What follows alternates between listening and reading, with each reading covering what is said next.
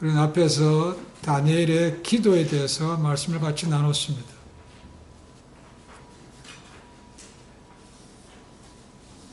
그럼 비록 이방 땅에 높은 총리로 지내고 있었지만 하나님과 자기 나라를 결코 잊지 않았습니다.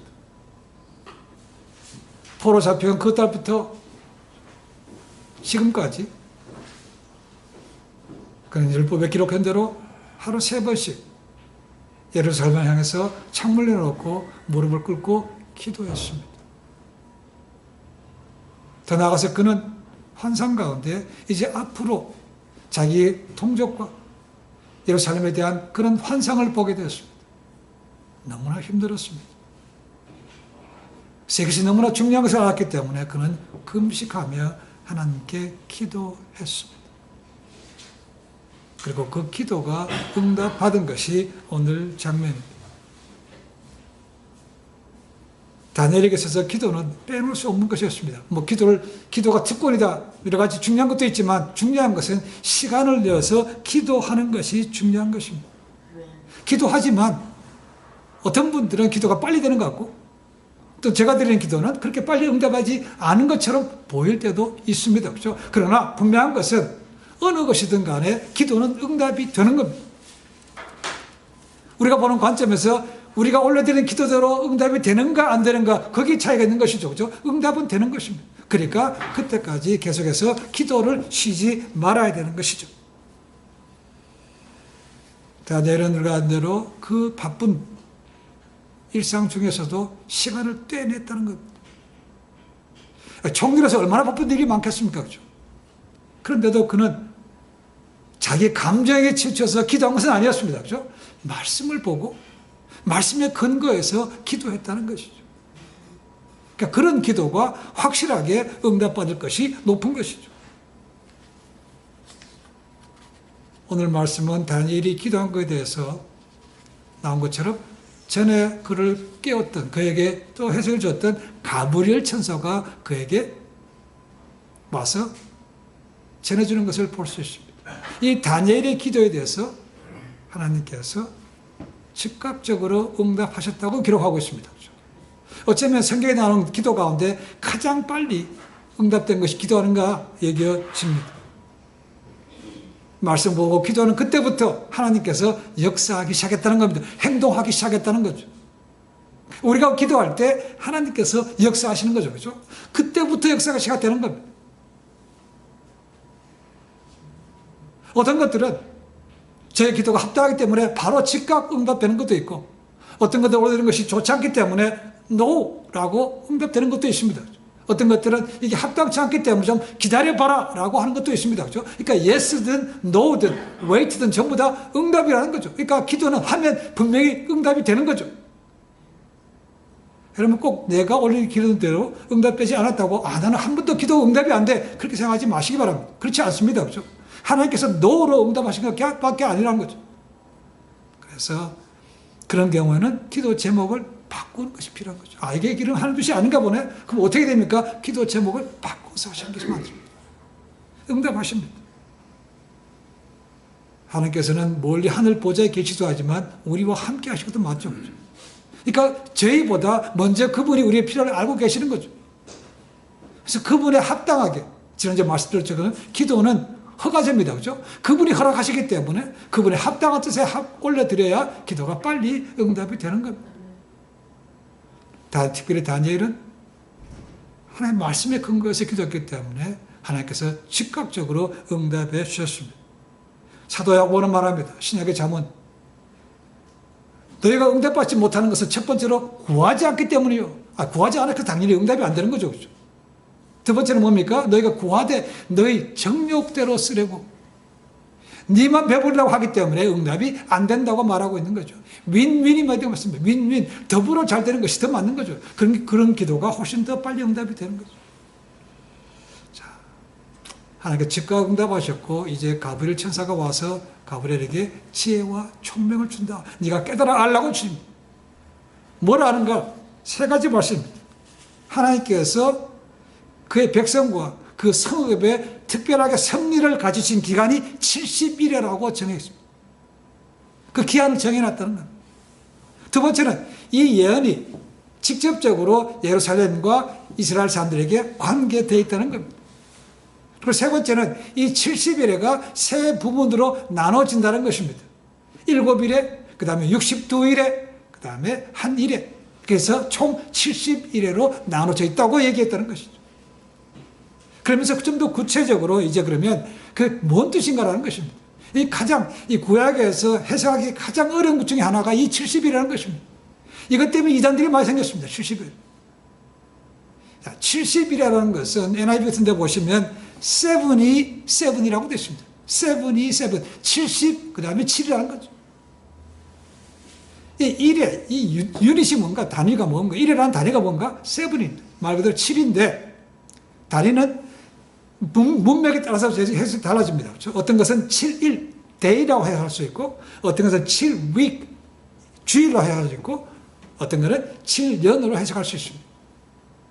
학자들이 이 말씀을 가지고 다시 역사를 이루어진 것이 많기 때문에 역사를 돌아보았더니 결국 내린 결론은 여기서 하는 유닛은 년이라는 것입니다. 그래서 70이 times 7, 그러니까 490년으로 하나님께서 기한을 정하셨다는 것이죠.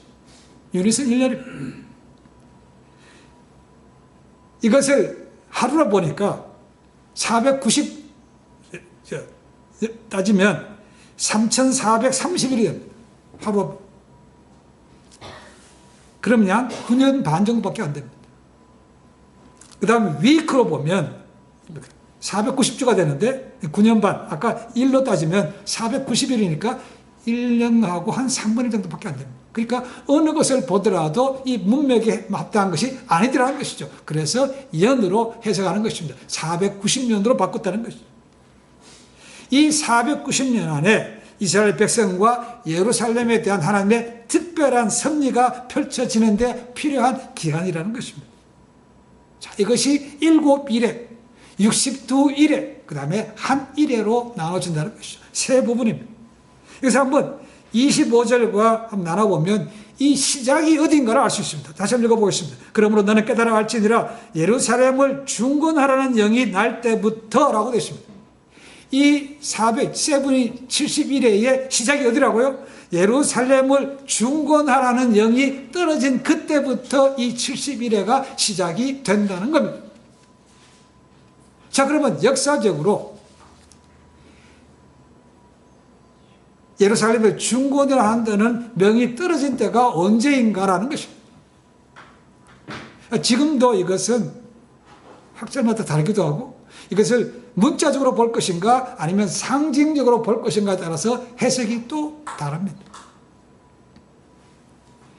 이 예루살렘을 중건하라는 영이 떨어진 것을 갖다가 어떤 학자들은 메데바사, 페르시아의 초대 왕이었던 고레스 때라고 얘기합니다. 우리가 전한 대로 고레스는 두 가지 왕위에 올라가면서 두 가지 칙령을 발표합니다. 하나는 너희가 너희 나라로 돌아가도 좋다라는 것과 두 번째는 너희가 돌아가서 너희 성전을 지어도 좋다는 것입니다. 이것이 그의 칙령의 두 가지 유형입니다. 그러니까 돌아보면 결코 고레스가 너희가 돌아가서 예루살렘 성을 중건하라고 내린 명령은 아니라는 것이죠. 그래서 이것은 제외합니다. 두 번째로 하는 것은 아닥사스다 왕 7년인 기원전 457년으로 보기도 합니다. 이 배경이 에스라서 7장 12절에 나오는데 거기서도 보시면 성을 재건하라는 성읍을 재건하라는 얘기는 명령은 없습니다.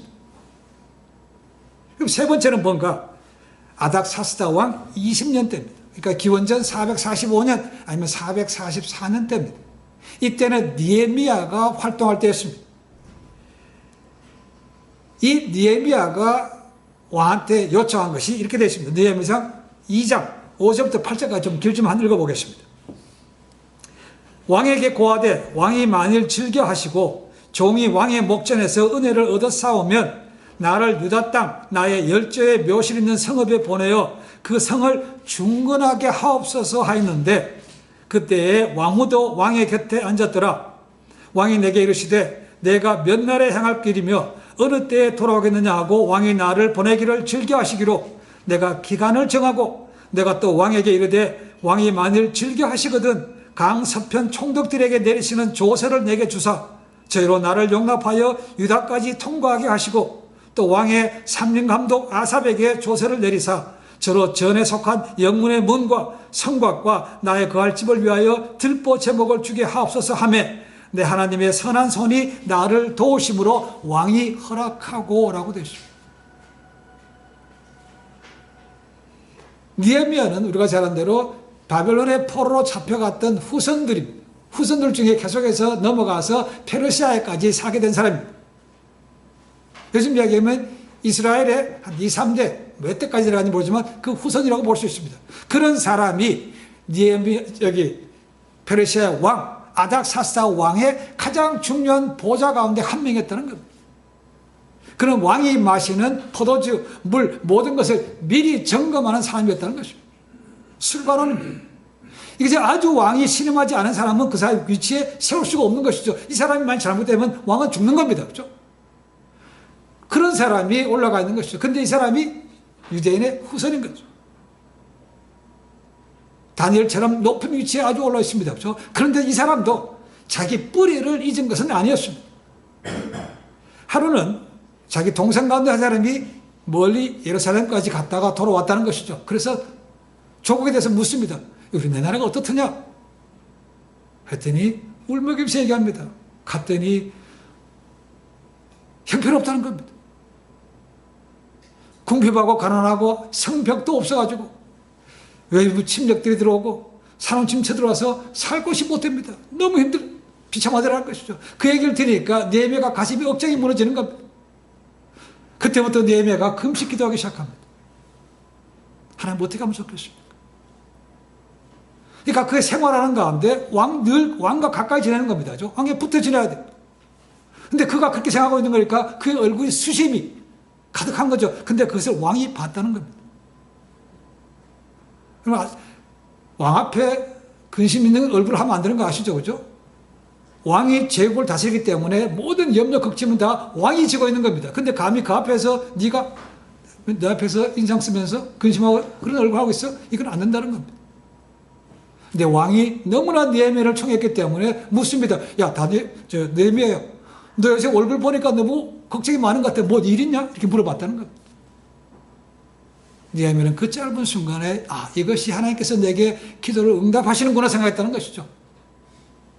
그리고 왕 앞에서 자기의 스토리를 쫙 얘기합니다. 그때 왕이 보내주는 겁니다. 물론 허락은 왕이 했습니다. 아까 읽은 말씀 보면 뭡니까? 하나님이 선한 손이 나를 허락하셨다고 되십니다. 왕이 보냈지만 그 뒤에서 역사하신 분은 하나님이라는 것이죠. 하나님께서 내 기도를 응답하시고 나를 내 조국으로 돌아가게 하시는구나 했다는 겁니다. 그러나 계속해서 거기가 머무르면 안 되는 거죠. 네가 가기는 내 보내주는데 네가 기한을 정하고 가라. 그랬더니 느헤미야가요 자기 계획을 쫙 얘기합니다. 언제 갔다 언제 들어오겠습니다. 그러니까 왕이 안 보낼 이유가 없는 거죠. 그러니까 왕이 보냈다는 겁니다. 느헤미야는 감사 아까 읽었지만 뭐 필요한 것도 이미 다 자기 나름대로 계획을 세워놨다는 것이죠. 그래서 물자까지 보호까지 받으면서 갔다는 것이죠. 근데 아까 우리가 읽었던 그 본문 가운데 보면 곤란한 기간이라는 것이 나옵니다. 이 왕의 명령을 받고 돌아가서 성벽을 재건하는데 이걸 반대하는 무리가 많았다는 겁니다. 예루살렘 성전을, 이렇게 제2성전이죠. 스룹바벨 성전을 짓는 것도 쉽지 않았습니다. 반대가 많았기 때문에 16년 동안 중단됐습니다. 마찬가지로 이 성벽을 재건하라고 가는 것도 방해하는 세력들이 많았기 때문에 곤란한 중이라고 되어 있습니다. 이때 돌아가서 느헤미야가 성읍을 전한 것입니다. 이것이 그가 시작했던 444년 아니면 445년부터 49년, 50년, 그러니까 7일에, 세븐일이니까 49년이 지난 거죠. 그러니까 396년이 됩니다. 이때에 예루살렘 모든 성곽도 완성되고 성도 완성되는 것이죠. 광장이 있고 거리가 된다는 것이죠. 광장이란 플라자입니다. 그렇죠? 넓은 것이죠. 그렇죠? 그 전까지는 성읍도 없었습니다. 성벽이 없으니까 얼마나 비참한 겁니까? 수시로 외부에서 쳐들어와서 하니까 불안불안한 거죠. 그러니까 제대로 삶의 터전을 잡을 수가 없는 거죠. 이런 말씀에 7일회가 지난 다음에 성읍이 중건된다고 되어 있습니다. 396년. 우리가 느헤미야서 읽어보신 분은 아시겠지만 느헤미야서가 돌아가서 성벽을 재건한 것이라고 되어 있습니다. 성 전체를 재건하는 것은 아니고 그 얘기는 없습니다. 그렇죠? 성벽을 재건하는 것입니다. 그냥 방치되었던 성벽이 그의 리더십 하에서 단 52일 만에 지어졌다고 말하고 있습니다. 그러니까 역사적으로 보면 이 396년에 성벽뿐만 아니고 예루살렘 성이 전체적으로 중건이 됐다고 기록하고 있습니다. 그 다음에 둘째 부분입니다. 세븐 이레가 49년이 지났고 그 다음에 62일입니다. 62일이라는 것은 62 곱하기 7하면 얼마입니까? 434년입니다. 그러니까 기원전 396년부터 434년이 지나고 나서 어떻게 되는 겁니까? 기름 부음 받은 자가 끊어진다고 되어 있습니다. 그렇죠? 그러면 기원전 396년에서 434년을 더하면 기원 후 얼추 36년, 37년 이렇게 됩니다. 그럼 여기서 우선 기름 부음 받은 자가 끊어진다. 이 기름 부음 받은 자가 누굽니까? 라는 거죠. 이 기름 부음 받은 자라는 것은 히브리 말로는 메시아. 이것이 그리스 말로, 헬라 말로는 크리스토스, 그리스도입니다. 영어로는 anointed one, 기름 부음 받은 사람이라는 거죠. 누굽니까?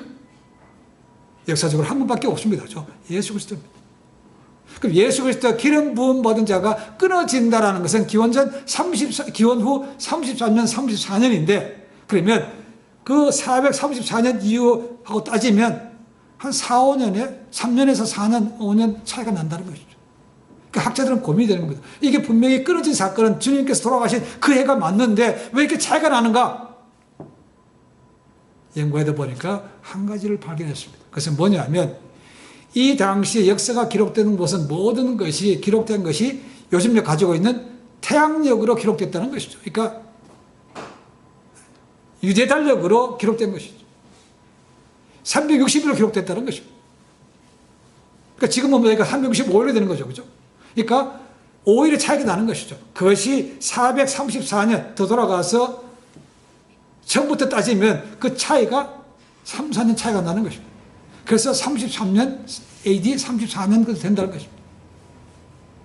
이 구약학자 가운데, 신학자 가운데 헤롤드 페너라는 사람은 이것을 연구해서 예루살렘을 중건하는 명령이 떨어진 때부터 기름 부은 자가 끊어진 걸 따져 보니까 정확하게 AD 33년 3월 30일이라고 되어 있습니다. 그 사람은 그렇게 얘기했죠. 이 기원 후 33년 3월 30일 날은 역사적으로 보면 예수님께서 마지막 십자가의 길을 가시기 위해서 예루살렘으로 입성하시던 그날이었다고 했습니다. 그러니까 종료 주일날이 3월 30일이라고 됐습니다. 기원 후 33년 3월 30일이라는 것이죠. 이렇게 해석했습니다. 뭐 정확하게 몇 날 있어서 저도 잘 모르겠습니다. 이렇게 한 것은 그렇게 되는 것이죠. 아직도 이것을 문자적으로 보지 않고 상징적으로 보는 사람은 이 고레스로부터 돌아가서 하라는 걸 떨어질 때가 첫 번째 기간으로 49년을 보고 그 다음에 두 번째는 성읍이 중건돼서 예수님께서 끊어질 때까지를 두 번째로 보는 것이 그렇게 해석하는 것입니다. 그러니까 정확하게 문자적으로 아니라는 것이죠. 그런데 우리가 한번 생각해 보시는 거 아까 몇 번 읽었습니다만은 이 모든 기간은 하나님께서 정하셨다고 되어 있다는 겁니다. 정하셨기 때문에 이것은 기한은 그냥 상징적으로 보기보다는 문자적으로 보는 것이 맞다는 거죠. 근데 문자적으로 보는 경우에도 정확하게 아주 1분 1초도 안 떨어지게 딱 맞는 것을 제가 지금 입증할 필요도 없습니다. 그러니까 따져보면 이것은 되게 맞는 것이죠. 그래서 세븐 이레와 62일에 69일에가 지나고 나서 이 문제가 되는 것은 또 이 마지막 한 일입니다. 한 일에는 몇 년입니까? 7년입니다. 자, 그러면 이 7년 다음에 뭐라고 되어 있는가? 예루살렘이 회파되고 이런 것이 나옵니다. 성읍이 회파되고 이런 것이 나옵니다. 그리고 거기서 한 사람의 왕이 나온다고 되어 있습니다. 그렇죠? 왕이 나온다고 되어 있죠. 이 왕이 또 누구냐라는 것입니다. 그 세웠던 제2성전, 스룹바벨 성전을 회파하고 그것을 더럽히는 사람이 누군가라는 것입니다. 역사적으로 본다면 가장 먼저 떠오른 사람은 바로 예루살렘을 멸망시켰던 로마 장군 타이터스 디도가 나옵니다. 디도. 그러나 그 연도가 언제입니까? 예루살렘이 무너질 때가 70년입니다. 그러니까 예수님께서 돌아가실 때가 33년입니다. 34년. 그때부터 7년 따지면 40년, 41년인데 70년하고는 거의 차이가 너무 많이 나는 거죠. 그죠? 그럼 이게 아닌 것이죠. 그래서 학자들은 이것은 기름 부은 자가 돌아가신 이후부터 바로 다음에 오는 7년이 아니고 괄호 안에 들어가는 7년이다. parenthesis period라고 얘기해요. 그러니까 언제인지 모르지만 그것을 뚝 띄어서 세상 마지막에 있을 7년으로 보는 것이죠. 그래서 여기서 나온 것이 얘기하면 seven tribulation, 7년 대환란이라는 것이 나옵니다. 이것을 전 3년 반, 후 3년 반으로 나눈 것도 오늘 다니엘서 여기서 나오는 것입니다. 뭐가 나옵니까? 제일 마지막에 보시면 그가 장차 많은 사람들과 더불어 한 일해 동안에 언약을 굳게 맺고 이 마지막 때가 되면 등장할 사람이 있는데 그 사람이 뭡니까? 이스라엘 사람들과 한 약속을 세운다는 것입니다. 약속은 뭐겠습니까? 평화적인 것이죠. 그러니까 평화롭게 지내자. 그런데 이 일회의 절반이 될 때 3년 반이 지나고 나면 그 후 3년 반이 될 때 뭐라 됐습니까? 제사와 예물을 금한다고 되어 있습니다. 그렇죠? 그리고 그 성읍을 짓밟는다고 되어 있습니다. 여기서 이제 나오는 것이죠. 자, 이게 누굽니까? 라는 거죠. 디도는 분명히 성전을 회파한 사람이 맞지만 연도절은 맞지 않는다는 것이죠. 그래서 앞으로 올 마지막 때에 등장할 적그리스도라고 보는 것이 바로 그런 연유인 것이죠. 적그리스도. 그래서 적그리스도가 처음에는 아주 그럴듯하게 나와서 이스라엘과 좋은 관계를 맺을 것입니다. 그죠? 그럼 3년 반이 지나고 나면 이제 예배 드리지 마, 제사 드리지 마. 그리고 내가 신이라고 한다는 것이죠. 내가 하는, 나를 숭배하라는 것이죠. 이것이 분명히 온다는 것입니다. 그래서 이것을 그렇게 하는 것이죠. 그래서 이 70이라는 것이 예색이 굉장히 어려운 것입니다. 이 한 사람, 한 왕이 태어나서 자기를 섬기려고 하는 것을 예수님께서도 이 다니엘서 말씀을 인용하셔서 뭡니까? 멸망에 가증한 것이 거룩한 곳에 선 것을 보거든 이것이 마지막인 줄 알라고 기록하거든. 주님께서 예언하셨습니다. 마태복음 24장 15절에 나옵니다. 이 다니엘서 말씀을 인용한 것이죠. 그러니까 7년 동안에 전반년, 후반전 달라진다는 것이죠. 예수님께서 기록하셨습니다. 예언하셨습니다. 그러니까 다니엘의 말씀을 한다면 반드시 이게 마지막 때 어느 순간인가 이것이 이루어질 것으로 본다는 것이죠. 그러고 나면 그때가 돼서야 유대인들은 예수님께서 자신들이 기다렸던 메시아가 맞다는 것을 깨닫게 될 것이고 그들은 나가서 순교를 당하면서 예수님의 메시아가 맞다고 증거하는 것이 온다는 것이죠. 그것이 요한계시록에 나오는 14만 유대인 가운데 14만 4천 명이 순교를 각오하고 복음 전파한다는 것이 그 말입니다. 그때가 돼서 깨닫는다는 것이죠. 그리고 후 3년 반이 들어가 되면 이 땅에서 믿는 자들에게 엄청난 핍박이 임하는 것이죠. 그리고 그 3년 반, 후 3년 반 마지막에는 결국 우리가 말하는 가장 큰 아마겟돈 전쟁이 떨어지고 그 전쟁에서 패함을 통해서 이제 적그리스도와 거짓 선자들은 산채로 이왕 불못에 던져지게 되는 것입니다. 그리고 천년 왕국이 시작되는 것. 이 해석 어렵습니다. 이것을 전문적으로 해석하는 학자들 간에도 의견이 분분하게 나눕니다. 상징적으로 보는 사람도 꽤 많습니다. 아까 말씀대로 성이 고레스 때부터 성읍이 중건되는 거 7세븐 49년. 그 다음부터는 예수님께서 이 땅에 끊어질 때까지 그 전체 기간을 보는 것입니다. 그 예수님께서 오셔서 그가 죽을 때까지 이룬 사건이 벌써 잘 이루어져 있습니다. 그죠? 앞에 읽어본 말씀 저기 나오죠. 그죠? 어디 나옵니까?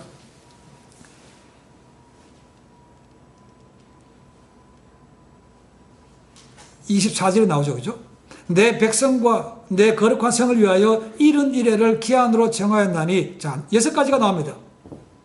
허물이 그치며 죄가 끝나며 죄악이 용서되며 죄와 관계되는 것이죠. 그죠? 예수께서 이 땅에 오심을 통해서 이건 이루어진 겁니다. 십자가에 돌아가심을 통해서 이루어졌습니다. 그죠? 죄가 이루어진 거죠. 그 다음에 뒤에 나온 건 뭡니까? 영원한 의가 드러나며 환상과 예언이 응하며 또 지극히 기름 거룩한 이가 기름 부음을 받으리라. 이것도 역사적으로 이미 이루어진 사건입니다. 그러니까 69일에까지는 해석에 전혀 문제가 없습니다. 근데 나머지 7년이 문제가 되는 것이죠. 이제 앞으로 어떻게 될지는 이제 두고 봐야 되는 것이죠. 여러 가지 해석의 차이가 많기 때문에 이 70일에 대해서 이 볼드윌이라는 학자는 이렇게 얘기했습니다. 우리가 할 수 있는 것은 최선의 것은 이미 받아들여지고 있는 기준들을 가능한 계속해서 적용해 보고 다른 사람들의 결론을 검토해 보고 그래서 난제들에 대한 가장 가능한 해답으로 제안들을 제시하는 것뿐이다라고 얘기합니다. 이미 이루어진 것에 대해서는 우리가 확실할 수 있습니다. 그렇죠? 그러나 아직 그것을 상징적으로 보는 사람들에 대해서 마음의 문을 열어놓으라는 것입니다. 그것도 연구해 보라는 것입니다. 그렇지만 이게 더 좋다고 제시하라는 것입니다. 제시할 수밖에 없다는 거예요. 그러니까 내 것만 옳고 딴 사람 다 틀렸어라고 하는 것은 굉장히 무서운 겁니다. 그 어느 한쪽만 주장하다 보면 지금 틀린 사람들 얼마나 많겠습니까? 그거는 복음주의 신학자들도 마찬가지고 복음주의 안에서 그들 따르는 사람들도 다 그러면 아니라는 것이 다 틀렸다는 것입니다. 그럼 다 구원 못 받습니까? 그런 논리는 아닌 거죠. 정말 예언은 사사로이 풀 것이 아닌 거죠. 베드로도 한 것이 그거 아닙니까? 예언은 절대로 사사로이 풀지 마라. 아직 이루어지지 않았기 때문에 누구도 장담할 수 없기 때문에 마음을 열어놓고 있는 것이 맞는 거죠. 분명한 것은 아까 제가 말씀드렸지만 이 기간이 상징으로 보는 것보다는 문자적으로 보는 것이 맞다고 보는 것이죠. 왜요? 하나님께서 이 기간을 내가 정해놨다고 되십니다. 70일으로 정해놨다는 것이죠. 앞으로 그래서 예루살렘과 예루살렘 성전이 어떻게 되는가 그걸 봐야 되는 것이죠. 이스라엘 봐야 되는 이유가 바로 여기 있습니다. 아직은 예루살렘 성전이 없습니다. 거기에 모스크가 서 있습니다. 그러나 언젠가 마지막 때가 되면 반드시 제 세 번째 성전이 세워진다는 거죠. 그러면 새 성전이 지어지게 되면 누군가 나타나서 평화조약을 맺을 것이고 3년 반 동안은 그렇게 지나지만 후 3년 반에 들어가고 나면 이제 자기를 섬기라고 오는 것이죠. 그것이 요한계시록에 나오는 짐승에 대한 얘기입니다. 자기를 숭배하지 않으면 표를 안 주는 거죠. 매매가 안 되는 것입니다. 이것이 마지막 때 생길 것이라는 거죠. 그래서 주님께서도 멸망에 가증한 것이 거룩한 곳에 선 것을 보거든이라는 것입니다. 그러니까 언젠가는 우리가 그런 것을 보게 된다는 것입니다. 자. 여기서 두 가지는 한번 생각해 볼 수 있습니다. 두 가지. 첫 번째는 저희도 지금 마지막 때에 살고 있습니다. 점점 마지막 종말 때를 말세짐을 향해서 다가가고 있습니다. 어떻게 전해야 됩니까? 시대를 분별하시면서 깨어서 기도해야 된다는 거예요. 그래서 기도는 그래서 쉬면 안 되는 거죠. 그죠? 내가 필요할 때 당연히 기도해야 됩니다. 그죠? 그렇지 않은 경우에 다니엘과 같은 사람처럼 하나님 이게 어떻게 됩니까? 뭘 준비해야 됩니까? 라고 깨어서 기도하는 것이 필요하다는 것이죠. 기도는 특권입니다. 그죠? 근데 특권을 써먹지 않으면 특권이 안 되는 거죠. 그죠? 이 기도의 맛을 본 사람은 특권인 것을 확실하게 압니다. 근데 기도의 맛을 못 보니까 기도하기가 어려워지는 겁니다. 집중도 잘 못하는 것이고 오래 끈질기도 기도 못하는 겁니다. 그러니까 쉽게 포기하는 것이죠. 또 하나 기도에서는 우리가 일방적으로 내가 필요한 것을 올려드린 것뿐만 아니고 듣는 것이 필요합니다. 다니엘은 하나님 나를 뭘 하면 좋겠습니다 라고 기다렸죠. 그죠? 그러니까 하나님께서 갑을 통해서 해석해 주시는 거죠. 그죠? 들어야 된다는 것이죠. 우리 많은 경우 어쩌면 기도하고 나서 이제 하나님께서 말씀하시려고 보면 벌써 각오 없어. 그래서 응답을 못 받는 경우도 있다는 겁니다. 내가 못 들어. 모르는 거죠. 그래서 기도 응답이 늦게 되는 것이죠. 저는 이 말씀 속에서 오늘 말씀 속에서 읽지 않았습니다만 다니엘을 대한 표현이 굉장히 좀 마음에 드는 것이 있습니다. 23절 말씀 보니까 가브리엘이 다니엘 향해서 뭐라고 하는가? 너는 하나님께 크게 은총을 입은 자라고 말합니다. 이 은총이라는 단어는 보물, 이런 겁니다. 귀중한 것입니다. 그러니까 하나님께서 그를 보물 같은 존재로 아주 아낀다는 것입니다. 그러니까 그가 하나님을 그렇게 기쁘게 되니까 그가 올리는 기도가 응답이 안 될 수가 있겠습니까? 라는 거죠. 자식 가운데 부모를 기쁘게 놓으면 뭐든지 하면요, 다 들어줍니다. 그죠? 은총을 받아야 된다는 것이 은총을 입은 자예요. 그럼 어떻게 해야 은총을 받을 수 있습니까? 다니엘 같으면 되는 거죠. 그죠? 자기의 본분을 깨닫고 하나님의 자녀로서 합당하게 살면 되는 거죠. 그러면 하나님께서 기뻐하시는 거죠. 그죠? 그러면 은총을 입은 자예요. 신화에 가면, 다음 주에 볼지 모르겠습니다만, 마리아에게도 그러죠. 그죠? 너는 은총을 입은 자라고 얘기합니다. 가브리엘이. 은총을 입은 자. 메시아의 어머니가 된 것이죠. 그죠? 그래서 은총을 입은 자. 그냥 주어진 것은 아니었습니다. 그래서 그런 타이틀, 영광스러운 타이틀을 받으면 참 신바람 납니다. 그래서 다니엘과 같이 보물과 같은 존재. 그러니까 매일의 삶 속에서 경건의 삶을 회복하면 됩니다. 회복해야만 됩니다. 그럼 우리가 올려드리는 기도 제목 하나님께서 그냥 받으시고 즉각 응답해 주실 줄 믿습니다. 마지막 때에 시대를 분별하고 기도하셔야 됩니다. 두 번째는 고난의 때가 옵니다. 그렇죠? 끝까지 소망 가지고 인내해야 된다는 것. 성경은 예수 믿으면 무조건 다 만사형통한다고 약속하고 있지 않습니다. 그렇죠? 우리 믿으면 하나님 나라에 들어가려면 내가 많은 환난을 겪어야 된다고 말합니다. 경건을 한 사람은 분명히 고난받는다고 주님께서도 말씀하신 적이 있습니다.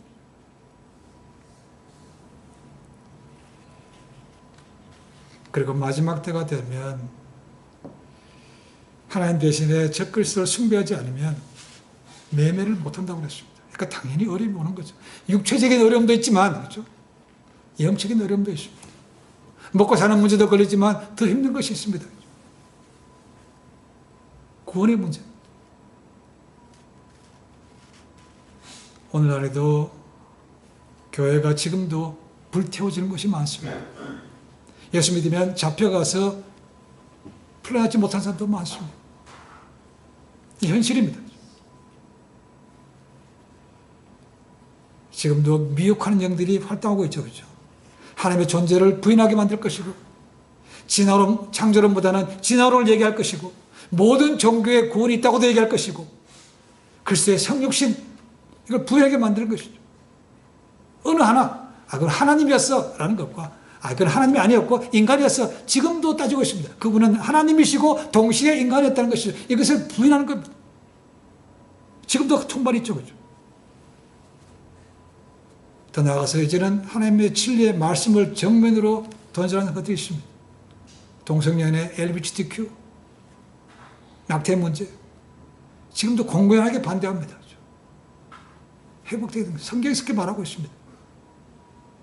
이것에 거스르는 것들이 많다는 거죠. 그래서 볼 때라도 낙심할 필요는 없습니다. 하나님께서 하신다고 합니다. 우리가 가야 될 곳은 천국이기 때문에 그걸 바라보고 나아가는 것이 필요한 것이죠. 그래서 믿음의 인내가 필요한 것입니다. 인내. 세상은 갈수록 편해집니다. 그런데 악은 점점 더 성해집니다. 아주 교묘한 방법입니다. 의인인 것처럼 가장한 사람들이 얼마나 많은지 모릅니다. 분별할 수 있어야 된다는 거죠. 그리고 죄가 점점 만연하다 보니까 이제 웬만한 죄는 죄로 여기지도 않습니다. 무덤덤할 때가 많고, 더 자극적이고, 더 폭력적이고, 더 잔인한 것들이 점점 더 많아지고 있습니다. 그럴 때 저희도 그렇지만 다음 세대는 어떻게 될 것인가? 이미 여러 곳에서 예언하고 있습니다. 마지막 때가 되면 하나님을 사랑하는 것 대신에 돈을 사랑하고, 자기를 사랑하고, 부모를 공경치 않을 것이며, 무정할 것이며, 이런 것이 쭉 나옵니다. 바울 때 얘기한 것이 있고, 디모데전서에 나오죠. 데살로니가서에 나옵니다. 요한계시록에 나옵니다. 요한 1서에도 나옵니다. 계속해서 있어 왔습니다. 그렇죠? 그러나 갈수록 점점 그 강도와 빈도가 많아지고 높아지고 있는 거죠. 그 차이밖에 없습니다. 그리고 옛날에 보지 못했던 것을 보게 되면 흔히 하나님 얘기를 했죠. 아이고, 말세가 왔어. 이렇게 하죠. 정말 그렇습니다. 그래서 분별하는 거죠. 주님께서 하신 말씀 그겁니다. 그 시와 때는 아무도 모르니까 너희가 뭐라고요? 깨어있으라는 건데 깨어있어. 영적으로 분별하라는 것입니다. 이 말씀이 아닌 것은, 성경이 아닌 것은 아닌 거죠. 거기다 갖다 붙이려고 하지 마십시오. 적당하게 내 마음대로 편하게 해석하지 마십시오라는 거예요. 표현. 이단들이 그렇게 생기는 겁니다. 자기에게 적당한 것을 갖다 붙이는 거죠. 더하지도 말고 빼지도 말라는 거죠. 마지막 때를 살면서 이 다니엘을 통해서 생각하십시오. 기도해야만 됩니다. 이 다니엘서를 보면서 나라를 위해서 기도하는 것이 참 마음이 많이 걸렸습니다. 내 뿌리도 그렇고 우리가 살고 있는 미국도 그렇고 욕하는 건 쉽습니다. 그러나 그들 위해서 기도하는 것은 어렵습니다. 다니엘이 회개하면서 뭡니까? 우리가 이렇게 포로 잡혀 수치를 당하는 것은 내 조상들과 내 부모들 죄 때문에 그렇습니다. 얘기했습니다. 그죠? 그러나 거기서 자기는 빼지 않았습니다. 우리가 다 죄를 졌습니다. 나도 거기에 들어간다는 거죠. 우리가 기도하지 않았기 때문에 그렇습니다. 우리가 더 협력해서 합심하지 않아서 그렇습니다. 쉽게 나눠지는 거죠.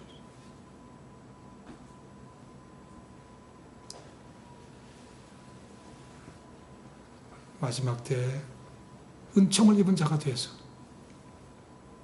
기도하며 말씀에 순종할 때 하나님께서 우리를 의의 도구로 쓰시고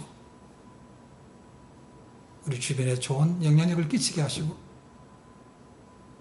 하나님 나라가 넓어지게 하실 줄로 믿습니다. 소망 잃지 마시고 기도하셔서 하나님의 역사에 동참하는 우리 모두가 되시기를 주님으로 간절히 축원해 드립니다. 기도하겠습니다.